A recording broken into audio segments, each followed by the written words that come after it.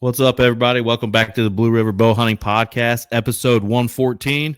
What's going on, Dylan? Oh man, I've kind of switched gears to the deer stuff, but I see you're still after turkey. Yeah, I'm still after turkey. I was able to knock one down in West Virginia this past weekend. I'll get to that story here in a little bit. But, we talked about it even before we had Spook on, that we were kind of going to switch gears from turkey to deer. But there was one particular guest that we wanted to talk about turkeys before we ended it. And that's Wes Ramsey, tonight's guest. What's going on, buddy? How's it going? I mean, you're the man of the hour. I would say you're the man of the month when it comes to turkeys, man. I don't know mean, about that. I was just out having fun. I mean, that's a heck of a way to have fun for sure. But for somebody that doesn't know you, Wes, introduce yourself a little bit. I'm Wes Ramsey from Indiana. Just a normal guy. Goes to work every day, a dad, and just likes to hunt and really likes to go turkey hunting and travel out to multiple states. That's awesome, man. Landhunters. Tell us what Landhunters is, how you started it, and all that stuff. So Landhunters is just something that come up. Me and my son were hunting, and a friend of mine, and we were hunting. He's 18 now, but we were hunting stuff, and we didn't own our own land, and so we always done a lot of door knocking and stuff, and just we come up with, we're land hunters, we're going to hunt land all the time, and it led into just something that we never knew really what it was going to be. I guess it was just kind of a funny thing when it started. I mean, that's cool though, to have your son of that age that likes hunting with you. You guys kind of create a brand like that. I mean, that's super exciting. If I was a dad, I mean, I wish my boy was into it or that age yet to get into something like that. Yeah, he's been ever since he could walk. He's been out with me. We still hunt together. Like I said, he's 18. He'll be 19 in June, but he works, and we hunt all the time. We hunted this year together, turkey hunt, and we're going to go to Michigan here maybe this weekend yet. Try to scratch one more off yet. They're into the 31st for his tag's good deal, so it's exciting to have a hunt buddy. Yeah. Oh, absolutely. Michigan's awesome too, man. I used to finish my season up there with the Mid-State Outdoors guys and Victor and all them guys that we had camp up there with, and they weren't able to do a camp this year, which I understand. Stuff life gets in the way a lot with kids doing stuff and stuff like that. So I was able to go back to West Virginia this past weekend, kind of a last minute put together. Got out there on Friday night.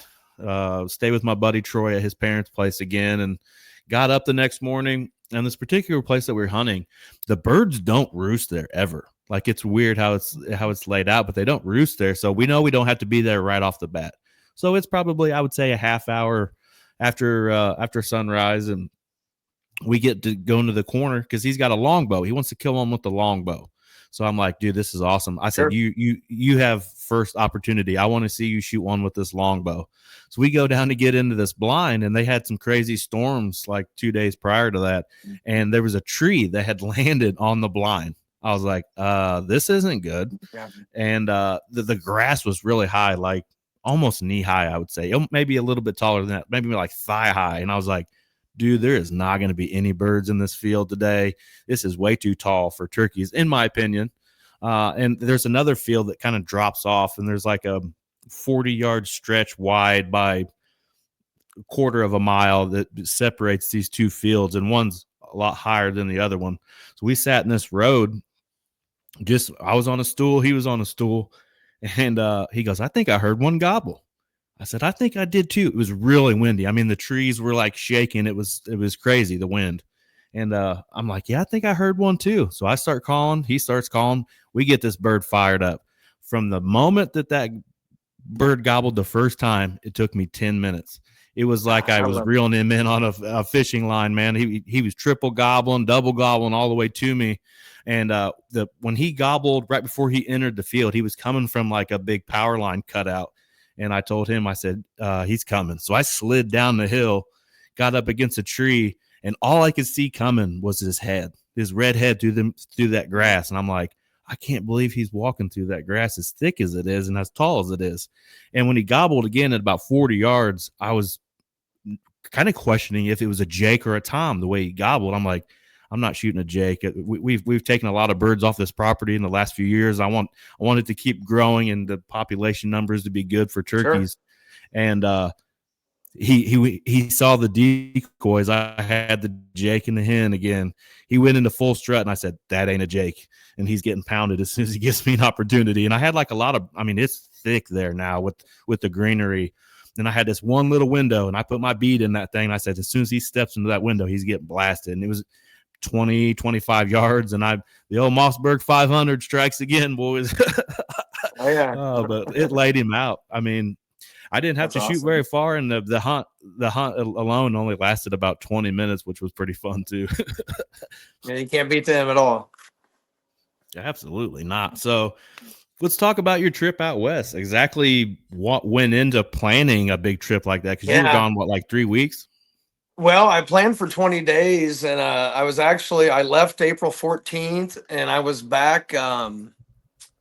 I was back in Michigan on April 25th, I believe. So I hunted 4 states while I was gone and shot 8 birds in a matter of, I think it was maybe 12 days I was gone. I hunted 8 days and shot 8 birds, I guess it was. Yeah, that was a lot of windshield time. Yeah. Almost 3,800 miles. Yep. Wow. Yeah. My truck would have hated me after that. Yeah, I drive a 98. That's my hunting rig. I use it for hunting. It's a 98 OBS Chevy Tahoe, and I sleep in the back of it and got it all set up to just hit the road and sleep wherever I need to. That's awesome. I saw a couple pictures. You had, like totes and coolers and everything. Yeah, everything has a spot, and I only ate out 4 times on the trip, so I had all my food packed. My wife packed all my stuff for me and cooked there on my little camp stove at late night, early morning. So yeah. What? Where did you start? You started like the furthest west you could and worked your way back, right? I actually started, and I actually was planning to hunt Idaho first, but as soon as I got into Montana, I bought my tag, looked up some public, and I hit a BLM real quick for about 2 hours.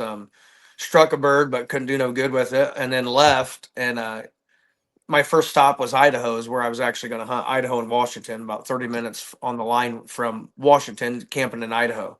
Mm-hmm. So yeah, that was my first stop, was Idaho. It took me, first night I drove all the way to Sturgis, South Dakota, stayed the night in a hospital parking lot. It's kind of a safe spot to stay. Absolutely. Quiet, better than a truck stop, public spot. So you're loud if anything happens, but, and if you got something happens with your health, you're right there. So anyways, yeah. Right. I'm 41, so I'm not as young as I used to. So it used to be. So you kind of take that in consideration when you're on the road like that. You never know, For sure. So when did you strike gold first? Where was your first bird taken? Idaho was, I shot my first bird in, would have been Idaho. Shot my first bird in Idaho. Mm-hmm. Early in the morning. My first morning was no good. Second morning in Idaho, I struck a bird, shot him at 6:30 in the morning right off the roost. Worked him for maybe 10 minutes. Awesome. Drove right over to Washington and had another one knocked down with an hour and a half.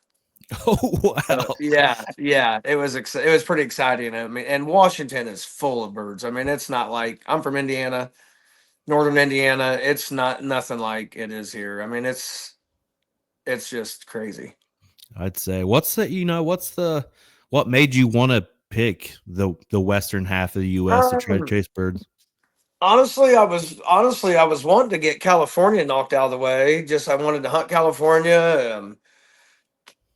So I started trying to hunt California. I'm like, well, there's Idaho, Washington, Oregon. You look into the states, the over the counter, the price of the tags. I'm necessarily not trying to shoot one in all 49, but them states you can shoot multiple. I've never been able to do that before. Right.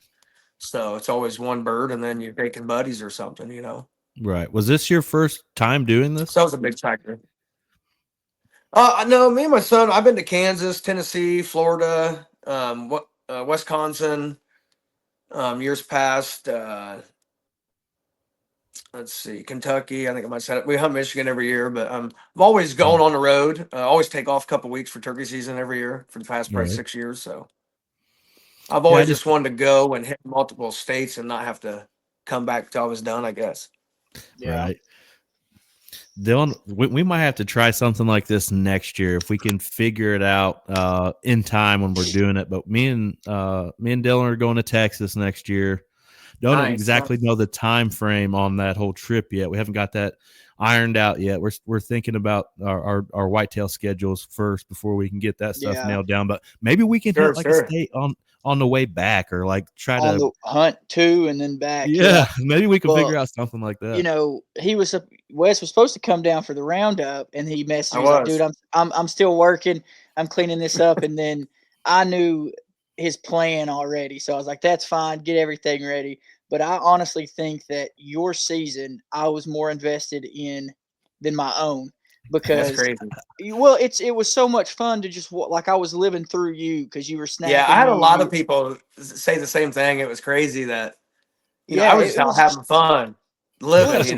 Because we were seeing the camp, we were seeing the road trip, the food. So I would text Brett and be like, "Wes killed," or I would text Brett and be like, "Yo, he's on one. Let's count it." And I was just so invested. I was keeping up with you.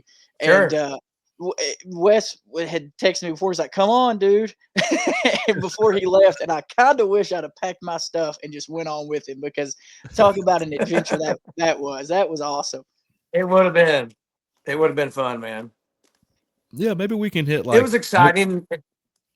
Go ahead, buddy. Sorry. It was exciting to have that time, the road time by myself. I met a buddy out there.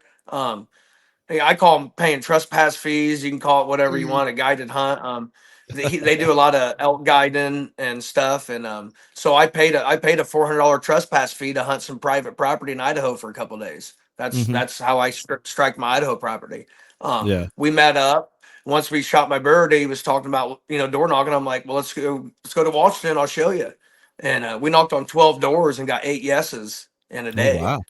Yeah, and then we just had a heyday. We had a heyday for a couple of days, There is something about the confidence when you are okay with getting a no. Like me walking to a front door, if they tell me no right off the rip, I'm still going to talk to them for a minute. And I feel like that's how you are with, Absolutely. I get snaps. Right. I get told no a lot, most of the times, I'll be honest with you. And I'm going to say 30% of the time before we leave, they're telling me, yes, I can, after they've already told me no. It's crazy. It's crazy how many times that happens. Get a lot of permission just for one day or one weekend, especially out of state stuff. And it's just something I love to do. And it's easy if you do it. We went to Michigan, not to fast forward here, but we went to Michigan and had a little camp with some friends, and I took my nephews up there, and I took my 2 nephews and my cousin, they're 9, and we door knocked, showed them how to do it, and we harvested a turkey doing it. The boy did, my nephew, he's 9, and it's just something that's, me and my kids will never have a problem finding land to hunt, whether it be public or private. We won't let that stop us from hunting. We'll find a way to find some land without a crowd. That's incredible, in my opinion, because I've seen all sorts of sides of it, and not necessarily through you, because you don't have like Snapchat like you guys are seeing some of this stuff. And like he honestly was telling me like Wes killed again today. I'm like, oh my God, how many were we up? Or, I need to get a dry erase board going like every time he texts me. But it happened quick. I see all sides of that spectrum. I've seen the way Dylan does it, and befriends them, and will do anything for them in the meantime, even if they tell him no. And then you're saying you're going and door knocking, and I've never really done a whole lot of door knocking. I've sent letters and, got numbers and made phone calls and stuff like that, or just through friends and stuff like that. I may have to go door knocking. I might take my boy with me. It's really something that you just get comfortable with, and you have to be okay with it's almost a sales pitch. Like what's going to come out of this is better for you than me, because I'm probably not going to kill a turkey or a deer, but you're going to have a friend to come and help. And Brett has texted me before and been like, dude, I'm striking out on this because, in some ways I think I kind of fired it up in him to, try it. And he was like, dude, I can't get a hold of this person. I was like, send me the information.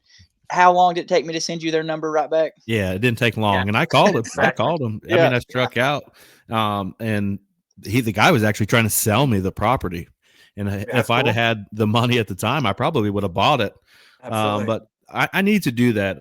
It's getting very hard here where I'm at to find places to deer hunt. And I only got a couple of really places I can deer hunt now. It's kind of fallen off. So between now and October 1st here in Indiana, I'm gonna have to pull that out. I'm gonna have to go door knocking and figure some stuff out because I'm always asking I'm always asking. I mean, I work in a small town, always have, but I'm always asking. I lose properties every year, whether it be sold or the family started hunting or just their nephew moved back into town. And if I know someone's hunting it, I won't go ask. I mean, I'm not out there attacking properties and trying to lease them out and all that stuff. I want everybody to be able to have a place to hunt. But if there's an animal, especially a deer or turkey, that's worth hunting, I'm going to be knocking on their door. Absolutely. And I got a property that it took me 5 years of asking this guy, and he knew me my whole life, and he wanted to tell me yes, but it took me 5 years of me asking him, and I finally got it. And I take him, he's an elder guy, and he loves our relationship. I help take care of him. If he needs something, he'll call me and just stop in and see him. And most of these people just want a friendship. That's all they really want. Their kids don't come see them, or their wives, their husband have already died, and they just don't have no one to talk to. Yeah, I mean, and most of the people that would know me or our group around, because I live in a small town too, I think it would all be positive if our name was to pop up, or the group as a whole was to pop up. It'd be like, oh, those are nice guys. We met we seen them at the Deer and Turkey Expo and talked to them, that sort of thing. I don't think it would be anything negative surrounding it. I wouldn't say I'm a big wuss when it comes to knocking on somebody's door, but sometimes people can be very intimidating in that sense. Oh, it's crazy. Some of the stuff I run into, even out west when I was out there, it's, you pull up in a driveway and there's a dog barking. Well, you got to get out. You're already in their driveway. They got your license plate, and you're out of state a lot, when I'm doing it out of state like that. So it's crazy, but you just, you got to pick and choose, Oh, just absolutely. use your gut. So like when you went into planning this, obviously you have to know the laws and statutes for each state. So is that something you were just like, okay, Washington's first, I'm going to check everything I can. Next day, is that just how you went about it? Yeah, just like, you check into, basically it was what's it cost to hunt the state. Then you check the regs out. Can you kill one a day? Oregon, you can only kill one a day. You had to wait till the next day. So Washington, Idaho, you could kill multiple. So you definitely want to check all your regs and your rules and all that stuff for your time for your travel and all. Idaho, it was more expensive to kill multiple birds, so I killed one in Idaho. It was cheaper to kill multiple in Washington, so I decided to kill two in Washington, one in Idaho. So I could have killed three, I believe, and I just chose to shoot one. That's awesome. Money's always a factor for everything, right? Right. Well, shout out Paul Campbell. He built his website to where you can go to that and actually check state by state what the regs are. Like he and that's been extremely useful. So shout out Paul for putting that together. Turkeyseason.com. Turkeyseason.com.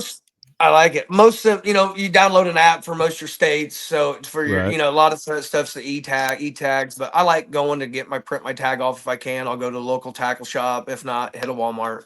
But most of the time you download the app and it's right there. You can check all your rules and regs just real quick on the fly, ready to go. Yeah, I didn't know that Indiana was doing it, I guess, until I hunted with somebody here that had one, but the hard cards. So I got a hard card in West Virginia, which is awesome. It's got the picture on it don't matter, but if you flip it over, it tells you all the licensing that I bought as a QR code. You scan it, it brings in there where you can tag your stuff and all. I find that awesome because I didn't know that Indiana had done it yet, but I feel like they have. I haven't seen them or anything, but I have heard they've done that. Yes, I feel like Indiana's so far behind DNR wise as far as technology goes. Like when I first started going down and hunting with Dylan in Tennessee, they got an app and it is flawless. Like it'll show you what you've killed in the years past, and they literally have a slogan, tag before you drag, and if you don't tag before you drag, they may just get you on that app. Sure. And that's the way it should be. I mean, it's I hate there's no check-in accountability for this day and age, there's just too many people that you can't, are doing wrong. I don't care Absolutely. what it is or who it is, but I just wish there was check-ins and more of that thing checked, I guess. Yeah, because I think in like Nebraska, you can kill like I want to say it's 3 or 4 birds for the season, but you don't even technically have to like check them in until like the season's over with, which I Yeah, find. you just do a harvest report at the end of the year, and if you buy a tag, I think Montana, one of the states that was if you didn't do your harvest report, you just get charged $10 next time you buy a license. That's wild. So you speak of Michigan, turkey hunting in Michigan.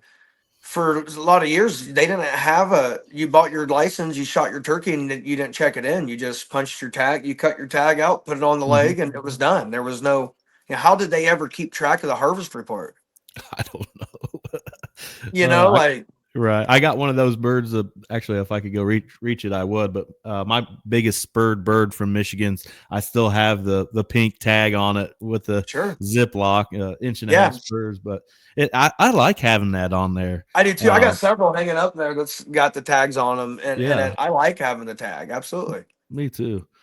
I know not to jump forward on deer or anything like that, but do you miss having like check-in stations here in Indiana for deer? Yeah, absolutely. I grew up as a kid, dude. I grew up with that, and they were every 10, 12, 15 mile had a tackle shop and a check-in station. It was great. It was great. Tailgates were down. Oh yeah, for sure. Yep, you go eat breakfast and it was all deer everywhere. It ain't like that anymore. It's just different. Right. If I already had a buck down, it'd be cool to like wonder if you could like open one of those up sort of deal. Like even if they called it in and be like, our house is the check-in station today, boys, bring them in. We're taking pictures. I think that'd be cool. It's, everybody's so busy. I do deer camps every shotgun weekend here with buddies and with kids. The kids are all different ages and sports, and there's no one, a lot of a lot of friends around here, they just don't make it a priority when it comes around, and for me, it's always a priority when it's gun season or turkey season. That's what we're going to do. Cause it's always someone's birthday or someone's holiday, or there's always it never stops for no one. So that was part of my reason for going out west like I did is just we're getting older. You always talk about, well, someday I always want to do this, or I want to do this, or I've always wanted to go elk hunting. Well, guess what? I got a simulated elk hunt out west in the mountains at the snow line. Instead of chasing elk, I was chasing turkeys on public. So, it was great. So you did Washington and Idaho. What was after that? Oregon. I went to Oregon and shot one before 9 the first morning with a friend of mine, and then went a couple hours the next day and stayed at his ranch and shot one the next morning like at 6:30. And this is where it got real interesting and fun fast. Shot one in Oregon. Next morning, shot one in Oregon. I think this was like the 23rd now. We're on April 23rd, and took off for Montana. As soon as I shot my bird in Oregon, I cleaned them and took off. 7:30, I was on the road to Montana. The guy I was hunting with texted me a guy's number and said, "Hey, this guy, you meet up with him. He'd love to meet you, take your turkey hunting." It was Bo Brooks is one of his friends. And it was crazy. Yeah, it was crazy. He just got back to hunt with him in Georgia and Kentucky and Tennessee, actually. But on my way to meet him, I got into Montana, and this is, now it's 8:00 at night. I'm starting to see some turkeys on the side of the road. Well, I can't handle it. Sun's setting, got about 45 minutes to kill. I'm in the region where my tag's good for. Montana has different regions.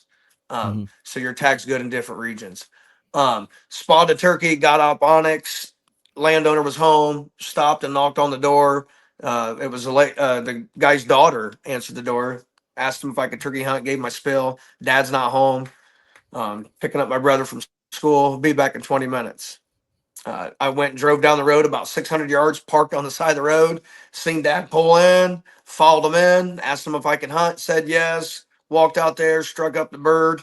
Within 10 minutes, my first Merriam in Montana, like 8:10 in the evening. It was crazy. That is crazy. Yeah, and then I still had a 3-hour drive the next that night to go meet with this guy, this kid that I call him a kid. I'm 41. He was like 23, I think. Right. met up with him at 11:30 at night. He made me an elk steak, and the next morning we went hunting up at the snow line in Montana. Struck out, and we drove 4.5 hours back west from his house, just door knocking, zigzagging. He knew some spots, and we just checking for turkeys, and got up to this area in Montana 7 o'clock, and there was like 26 birds out in this guy's field, cattle farm meadow, and it was crazy. And long story short, we doubled down right there at 7:30 in the evening, and had to drive 4.5 hours back to his house. Got home like at 1:30 in the morning. Yeah. Sounds like you had plenty of turkey to eat on this trip.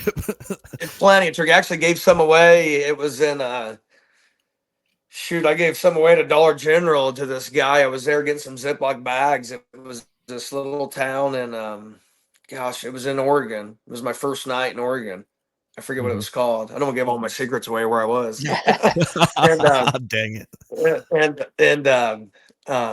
But the guy, he asked me what I was doing. I had my Tahoe all loaded down and stuff, and I dressed in camo, obviously, and I told him I was turkey hunting, and I asked him where the turkey was and everything. And he said, "What are you gonna do with that turkey?" I said, "Well, I don't know yet. I got 3 more in their cooler right now." And he started laughing, and I actually ended up giving him the breast and one leg. He wanted a leg too, so I gave him a leg out of it. That's awesome. But so then Montana stayed at his house, and the next morning I took off for this other spot, Region 5 in Montana, that I scouted and knew some guys from just listening to some podcasts, and some, guys will give away some spots on some things. And of course, I'm going to land hunt. I'm going to pay attention to that stuff. And door knocked on a guy's door like at 7:30. There was birds in his pasture, and he said he was from Kentucky, and he talked to him for like 20 minutes, told him what I was doing and all this stuff, and the birds were back there just gobbling the whole time. And he gave me the yes, I can hunt. I'm like a madman. Give me my gun, give me my decoys, and he's trying to talk to me, and I'm like, all right, you just chill out here, talk to the guy, and got to talking to him, and he said, "You're not gonna need that decoy." He goes, "You go back there and just call one time, and that turkey come running right to you." He goes, "You're a third guy that's knocking my door in a month." Oh, wow. So I went back. Yeah, I went back there, and within 15 minutes struck up the bird, and here he come running. And actually, it was my actually grabbed it here. This is my first true actual Merriam. Wow. Nice. That was my last bird of the trip. So yeah, nice white. So I was really excited. Really excited to end the trip with the true Merriam. Yeah, that's awesome. I think that's going to be, I've kind of switched my plans around a little bit, Dylan. I think that may be the last one I tackle, because it's so far in one direction that I think that'll probably be the last one I go after. Probably put the Osceola in there before that one, which a lot of people like doing the Osceola, dead last, but I think I'm going to do the Merriam dead last, I think. Yeah, and it's easier for us to pitch it. You can pitch Florida. Let's go to Florida. We'll stay right. Like you can write that one off as a family trip. That's what I did. Right. Do the family trip thing in Florida. Exactly. I can hook you up with a good guy in Florida to take you hunting. He just loves taking people.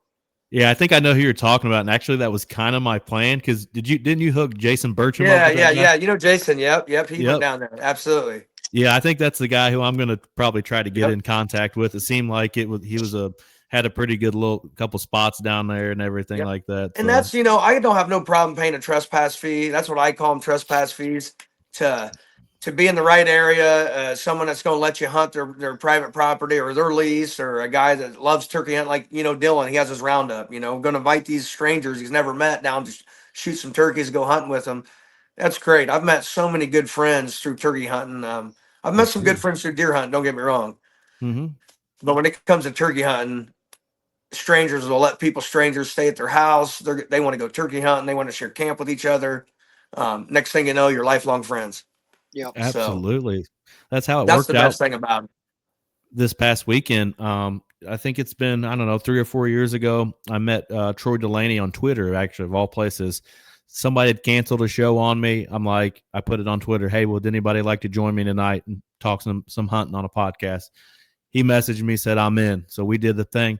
Next thing you know, he's like, hey, man, we should do a hunt together sometime. I'm like, nice. Well, the turkey season's coming up. Let's plan something. He's like, dude, come over, stay at my place. We'll go hunting. Dude, we're like brothers now. Like, I just stayed at his parents' house for the weekend. They sing and cook dinner with a big family every Saturday night in his garage. They're calling me their long lost cousin and stuff. Like, it's just like these people are like the nicest people you could ever imagine. And I wouldn't have met them if I didn't hunt or, something like that. And now we're talking about doing like a little mini deer camp over there for a weekend, because it would only cost me like $30 to deer hunt in West Virginia, since I already bought like the base license. Absolutely. Yep. You got to take advantage of that stuff. Now you got your base license, so you go back in the fall and pull a deer hunt or some other hunt. Absolutely. Yeah, for sure. And I like doing I'll do a lot of I'll trade hunts with a lot of people. You want to come here and deer hunt? I want to come here and turkey hunt. If you're in another state where I want to go hunting, let's hook up and trade a hunt. I'm all about, that's something that I just absolutely love doing. Oh, for sure. I think, and some of that probably stems from like bow hunting league, right, for you? Absolutely. I mean, when me and my son went to Kansas, it was through a friend of ours through bow hunting league. Absolutely. Ben Harrison and Bow League, definitely shout out to him for what he's built. Yeah.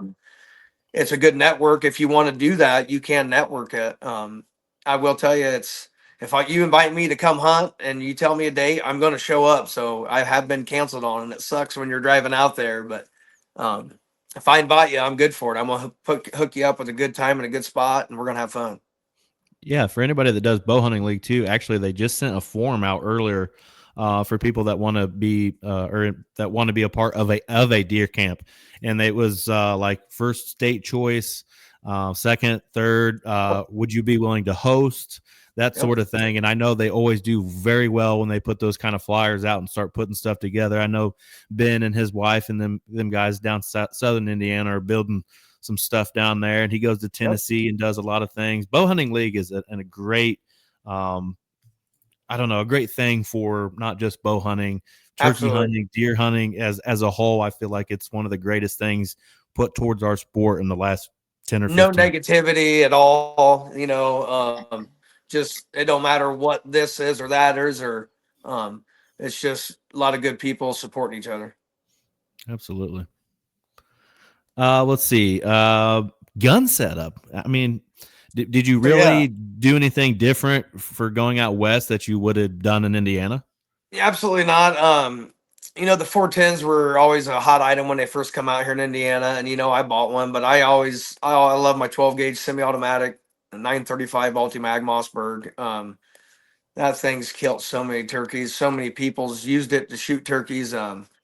Just this year alone, that gun's probably, I know it's shot 11 this year, that gun. That's awesome. So yeah, 10 of them are mine, but my wife used it. But I use a 12 gauge Foxtrot ammo.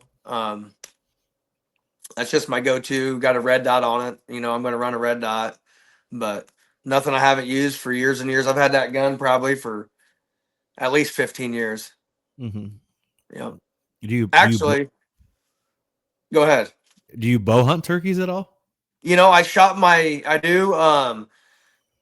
Bow hunting league always does the turkey thing. I was always on the Outlaws, and shout out to them. They won it again this year. But I wanted to take a step back, and I love hunting with a gun. I knew I was going out west, but I did shoot I shot one bird in Washington. My second bird in Washington, I shot with my bow. So yeah, I tried to shoot one a year with my bow. Mm-hmm. I think I'm going to get in on the bow hunting league turkey contest next year. It's fun. I joined another team just to try to link up and hunt some other states and meet some other folks. So I was more wanting to use the league for that this year than competing. So it was a good thing for sure. Yeah. What about filming? Do you film any of your hunts? I got a Sony AX3 that I use, but it don't. 90% of the time I'll get it going, and here comes the turkey, and I just throw the thing down. I'm ready to kill. I don't even care. All right. You know what I mean? Like unless if I'm the gunner, the camera always starts. And usually if I'm with my son, we'll look at each other and we're like, "No, let's go kill," and we just go out and have fun. Like if I'm with someone else and I'm helping them, I'll film. With my setup, but 90% of the time we start with a camera and it ends up in the dirt or 20 yards behind us back there. So we just want to go out and have fun and live in the moment. And that's, so many people get caught up with, they want to do this or post this. And I'm however you want to do it, that's fine. But the older I get, I was wanting to see how many turkeys I always wanted to kill. And I've had seasons where I've killed took 19 people in Indiana and shot a bird every day, 19 days. Wow. Anymore, I just want to hunt as much as I can, watch the sun come up, and the turkey's just the bonus, I guess. Yeah, for sure. Maybe one of these springs we can maybe when me and Dylan need the Mara, maybe we can ride out there with you out west, and I'll be cameraman basically the whole time and just film our journeys throughout the whole spring. I think that would be pretty cool, man. It would be fun. Next year, I'm thinking about doing Wyoming, South Dakota, North Dakota, and then I want to go back into Montana and do that and end on a bear hunt. I want to do a bear hunt in Montana. Nice. I already have your base license. It's cheap. I think it's $300 for over the counter non-resident, and the bear, they're everywhere where I was at. Up on the public, there's quite a bit of bear there. So I think I want to do that next year. Take a week to be able to bear hunt, and it may turn into a turkey hunt right all of a sudden. Who knows? I mean, but right. I want to go back to Montana. That was probably my favorite state. It was Montana. Dylan, what were you kind of thinking? I know we were going to try to plan to kind of end this slam together since we started in the Tennessee thing last year with the roundup and all that, and then we're going to go to Texas. What are you thinking on like kind of the timeline schedule for these birds? Ben, he knows somebody everywhere. My buddy Ben Taylor, and he has a connection in Florida. He started turkey hunting with me pretty heavy. I could see me, Brett, and Ben knocking out Texas, then hitting Florida, and then out west. I don't know enough about it. I've not looked into it, but I know that when it gets time to start planning it, we'll get Wes on here. Oh, for sure. On a three-way call and be like, send us the direction of what I will hook you guys up with some landowners' names and numbers that you can go hunt for sure. Well, just like telling us which way to go, because you had to have some sort of logistic mindset of like, I mean, honestly, I've met a lot of people, go back to meeting people through hunting. There's a good friend of mine, Keith, shout out to him. I don't want to give his last name away. People be bombing him, but he's hooked me up with a lot of information and phone numbers I was going to California, and California, the guy, his numbers were low. He's kind of hesitant about having me out. I said, man, that's no problem. Maybe next year. I don't want to, do nothing you're not comfortable with. Called my buddy Keith. He's like, hey, call this guy. His name's Corn Cob. He'll take you hunting. So I called up Corn Cob, and next thing you know, I could have had California right there. I was in Oregon. I could have drove straight to California if I wanted to. And I thought, man, I'm going to Montana, and if I can get back home, I can be home for Indiana opening weekend, hunt with my son. So that's what I did instead of going to California. That's awesome. I mean, it just sounds so different compared to hunting them in the hardwoods or the fields like we do here. Like you're chasing them like in some serious stuff. You talked about snow lines and all that. Yep. It was different, Washington, you could have hunted them in someone's backyard if you wanted to, and I say that, it's 10, an old farm setting, 15, 20 acres on the side of a mountain. And there's birds, Rios, Merriams, kind of mix a hybrid, if you want to say. They're just everywhere. And it's an area you can't hunt them. I call them yard birds. It's crazy. It's you can hunt field birds in Oregon, or you can go hunt mountain birds.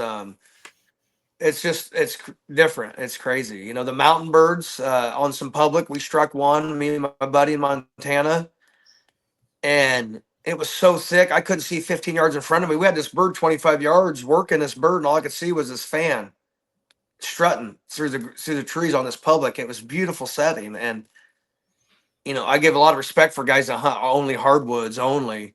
And, the South or wherever you want to call, I've hunted Tennessee, I've hunted the hills and hollers, and I've hunted field birds in Tennessee. But guys that strictly hunt, hardwoods or just public hills in Pennsylvania or wherever, I give a lot of respect to them guys that get it done year after year for sure. For sure. I saw there's a big difference to it. One of the pictures that you sent over, you had the Reaper decoy. Is that something that you used quite a bit in wide open settings out there? I would say in Washington, I used it more than anywhere. Oregon, I didn't use it. That's my main decoy. Even if I go out here and hunt in the blind, I'll use that as my shredder decoy. Mm-hmm. Um, you know, turkeys are dumb. They'll, you know, you can wave your hat at them. You can wear any color. I don't care what you wear. They're just really pick up movement. They're worried about movement, really. Mm-hmm. But no, I use, you know, I'll reap a turkey. I'm not against it where it's allowed. I'm not going to do it on public. I'll tell you that. Yeah. I hate using it. I just don't hunt a lot of public that I'm not familiar with. I will always on all my trips make sure I have a good spot of public that I can hunt. But I like hunting private ground, and I'm pretty confident I can drive to any state, give me 72 hours, and I'll have somewhere to hunt. That's awesome. That's not a bad problem to have, is it? No, I'm not saying I'm gonna always get it done. You know, I've ate a lot of tag sandwiches. I went to Ohio last year, hunted a day and a half. Had to get back from my son's open house for Builders Trades, but got close. But you know, struck out. Had I been able to stay for a couple more days, I'm pretty confident. You know, I'd be able to knock one down. Yeah. Wisconsin last year, jumped back real quick to the story. Knocked on a guy's spotted a bird, hunted public that morning, went back the next morning. I struck out on public and caught the guy pulling into his farm field. And there was two birds on top of the hill. Asked him if I could hunt. He said today and today only. 15 minutes later, I'm up there shaking his hand, thanking him. I'm headed back home. It was great, kind of like your story earlier. It's just crazy how it can go from 0 to 100 instantly when you're turkey hunting and door knocking. It can go. It's crazy. Don't ever stop. You know. Yeah. Is there a state out there that you want to get to that you haven't got to hunt yet? You know, I don't know. New Mexico, maybe. But you know, I don't know. No, not really. I don't get. You know, I'd love to go out east.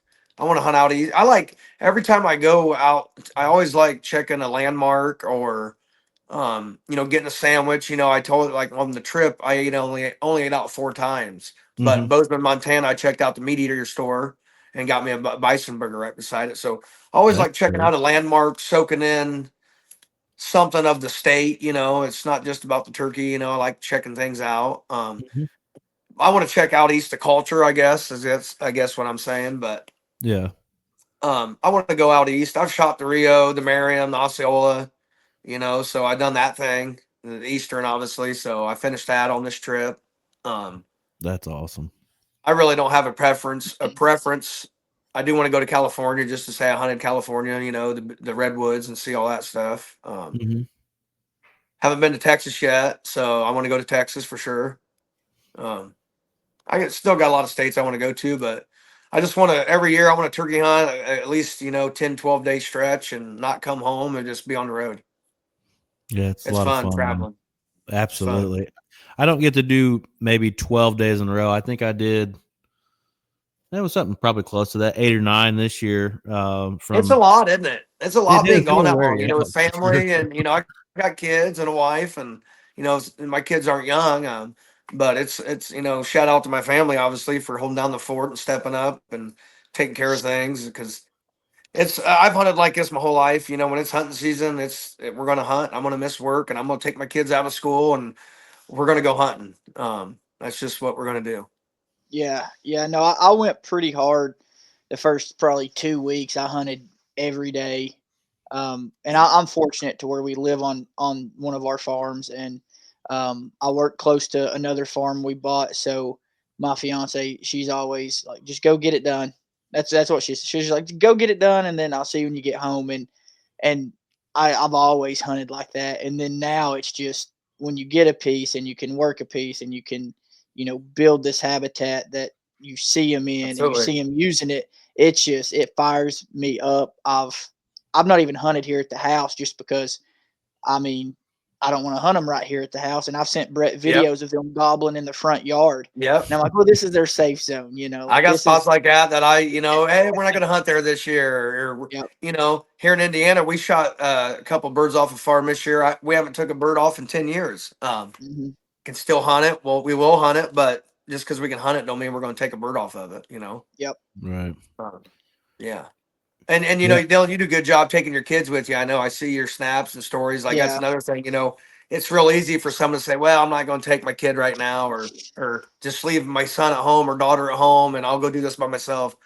For 10 years, my kids took the front seat in hunting. If they wanted to go, I put them on the buck or put them on the deer. My son, he's got a nice trophy wall of whitetail. He's ate up with it, man. I can't keep him out of the woods. And you involve them no matter what age or what you got to do, whether it be hunting or work or working on the car or working on the house.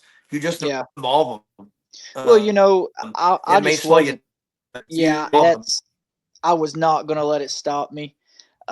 My fiance was like, "What are you going to do now?" Yep. You know, they're going to go with me. I've told the story before when Maddie, she's going on 5 now. I would wake up 2 hours before I was leaving to go deer hunt to make sure she was fed, so that Haley could sleep longer. Absolutely.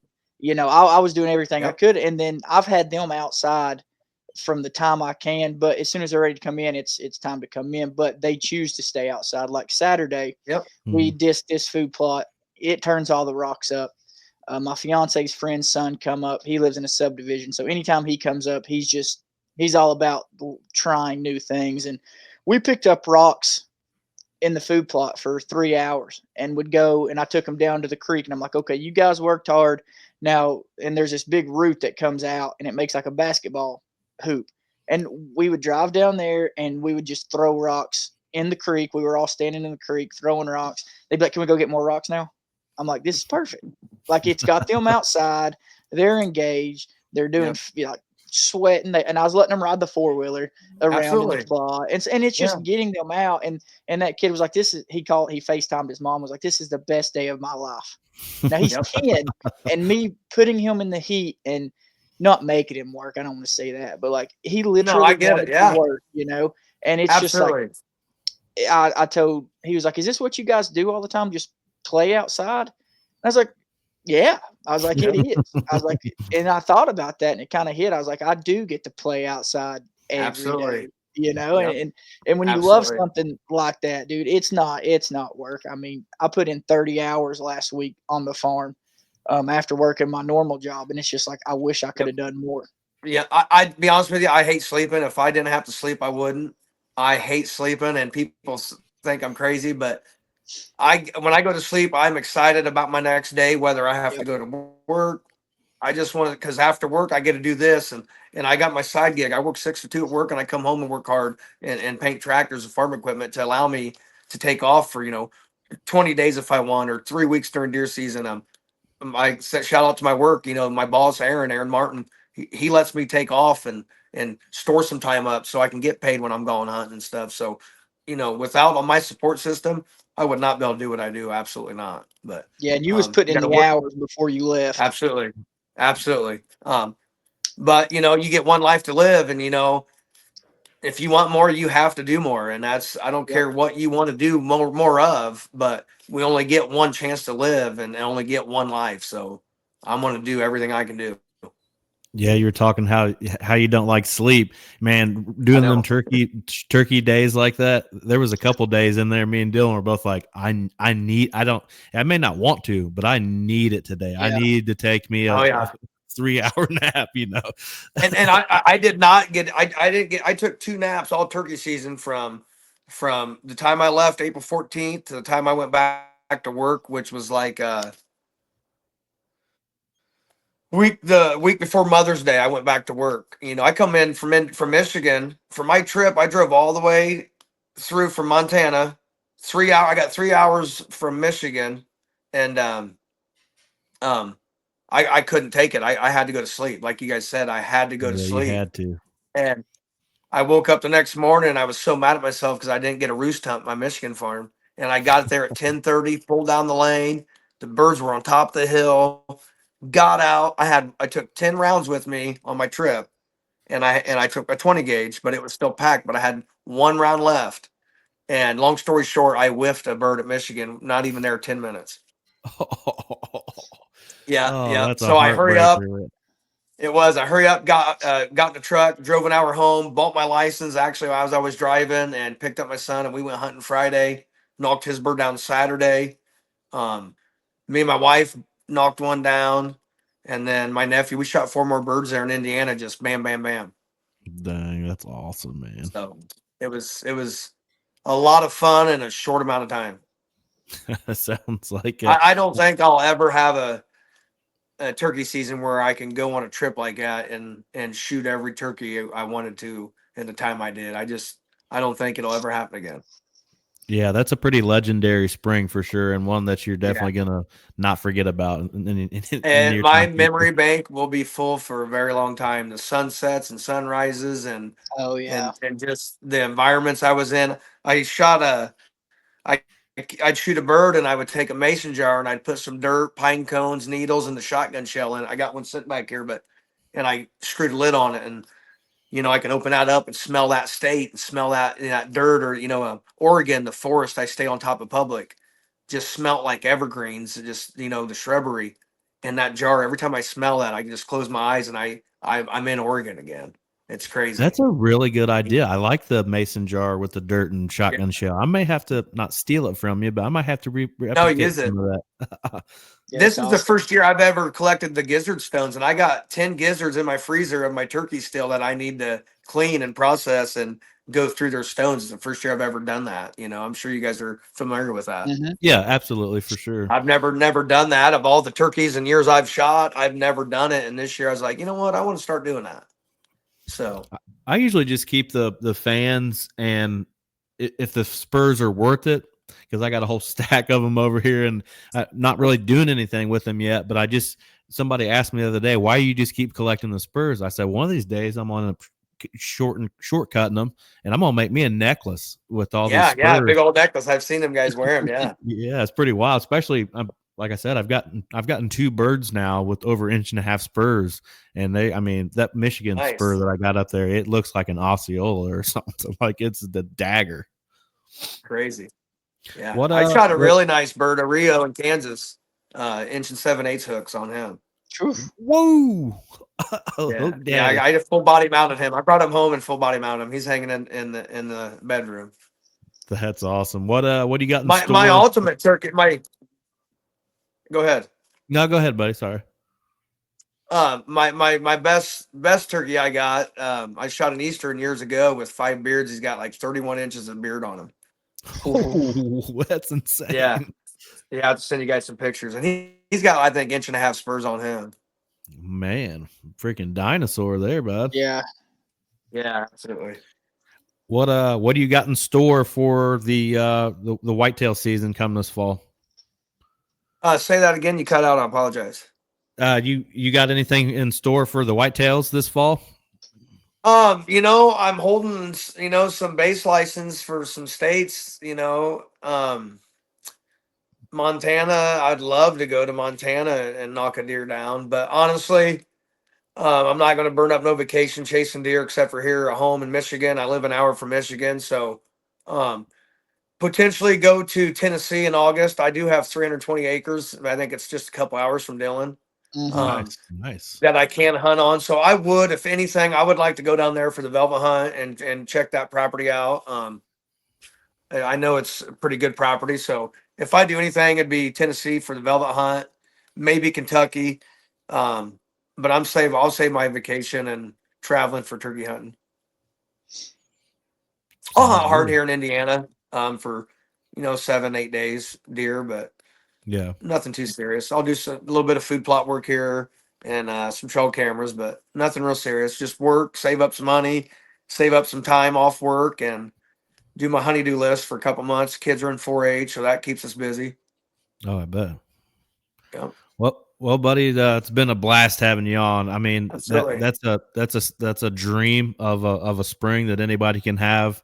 Stacking up that many birds in the fashion that you did it, buddy. That's really cool. What you were able to get done. Sure. Yeah, I feel very thankful for it, and I appreciate all the help that everybody helped me do, because I couldn't have done it by myself. That's for sure. Yeah. Dylan, you got anything before we wrap it up, bud? No. Man, I've got a little bit more time to try to punch my last tag. So I had a buddy shoot one this afternoon. They're still fired up and going here. This bird was still with 2 hens. So wow, no clue what's going on here this season. I thought they were done quick. They fired back up, then they died off. Now they're back up. So I'm gonna take Saturday and probably Friday and go see if I can't punch my last tag. And then, man, Nice. you guys have seen a little bit of what I'm doing with the food plot stuff. I've stepped it up from 5 or 6 food plots to I'm gonna have probably 12 to 13 on this farm this year. Cutting in new plots that we've let grown up, like just fields we've let grown up. We've come back in, cleaning up corners, pinch points. I'm super excited about the plot that I'm building, Brett. It's huge draw, super nasty thick, creek running through the center of it, in the middle of 2 big draws, thickets on both sides, and we've cut a big clover plot in it. And the trail end zigzags. It's about 10. I mean, I'm just so pumped about that. And seeing it all come together because I had it envisioned, and had my buddy come and kind of help start building that out. And we worked on it till I seen a snake, and then I came on home. Yeah, I don't mess with snakes either, but I don't either. Kind of transitions into our next episode. Episode 115 will be with Spencer Sutliff from Domain Food Plot Seed. So we're going to be talking some food plots next week. It's probably going to be more of like a food plot 101 type of situation, where to start and all that good stuff. I'm not really a food plot kind of guy. I mean, where I'm out here in Indiana, I'm hunting such big ag. It's almost a waste of time to put it in a food plot. But, I still have questions about it, seeing the work that Dylan does. And I'm sure he's going to have a ton more questions and thought processes towards all that stuff compared to me. But we'll be back again next week for episode 115 with him. But tell everybody where they can follow you at, Wes. I got Facebook, Wes Ramsey or Landhunters, and Instagram, Landhunters _land_hunters. You can follow me on Instagram. I do a lot of posting on there, probably more than anything. So awesome. Yeah, we're going to try to go to Michigan, and my son's got 1 tag left. I think we're going to go up there Sunday and try to scratch one off yet. They're into the 31st, like I said earlier. So we're not done yet chasing them. Yeah, well, good luck to you guys. Good luck to both of you guys. Hopefully you guys are able to punch some last minute tags, and we'll be back here again next week for episode 115. Thanks for having me, guys. Thank you, buddy.